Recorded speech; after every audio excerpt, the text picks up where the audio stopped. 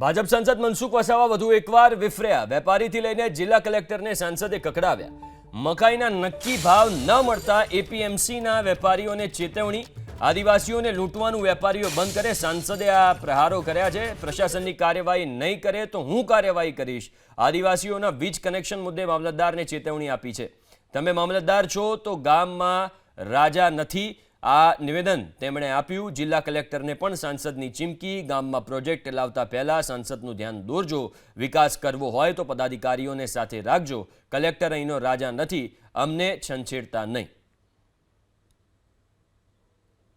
ડેડિયાપાડાના કેટલાક વેપારીઓ 2100 ભાવ ચાલે છે, એના બદલે 1800 ને 1900 આપે છે। ભાઈ મામલતદાર સાહેબ, ટીડીઓ સાહેબ, આના સાથે જે અધિકારી જોડે કહી દો, એવા વેપારીને કાં તો કેસ કરો। ચાલો અહીંયા આદિવાસીને છેતરવા આવ્યા છે, એ તો બંધ કરી દેવું પડે ભાઈ। ને આપણા લોકોને પણ કહીએ છીએ અમે, ક્વોલિટી સારી આપો, ક્વોલિટી સારી આપો।